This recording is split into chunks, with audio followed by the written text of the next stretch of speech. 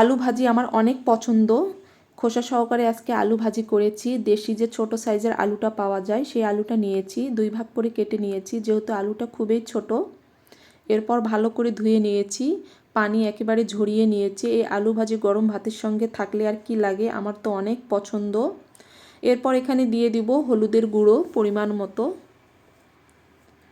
মরিচের গুঁড়ো পরিমাণ মতো, এরপর দিয়ে দিব লবণ পরিমাণ মতো।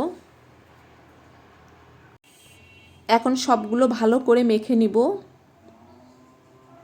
মেখে নেওয়ার পর সঙ্গে সঙ্গে গরম তেলের মধ্যে ভেজে নেওয়া যাবে না, আধা ঘন্টা রেস্টে রেখে দিতে হবে যেন আলুর গায়ে ভালোভাবে লেগে যায়। এখন দিয়ে দিব সরিষার তেল। তেলটা গরম হয়ে আসলে আধা ঘন্টা পর মেখে রাখা আলুগুলো দিয়ে দিব। চুলার আঁচটা মিডিয়াম আঁচে রেখে তারপর ভেজে নিতে হবে, তাহলে ভিতর থেকে ভাজা হয়ে যাবে, কাঁচা থাকবে না। একটু পরপর নেড়ে চেড়ে দিতে হবে। আর খোসা সহ এই ছোটো আলুটা ভাজি করলে অনেক বেশি মজা হয়। ডালের সঙ্গে বা এমনি এমনি গরম ভাতের সঙ্গে খেতেও আমার কাছে অনেক বেশি ভালো লাগে। তো একটু পরপর নেড়ে চেড়ে ভেজে নিচ্ছি। ভেজে নেওয়া হয়ে গেছে, এখন নামিয়ে ফেলবো।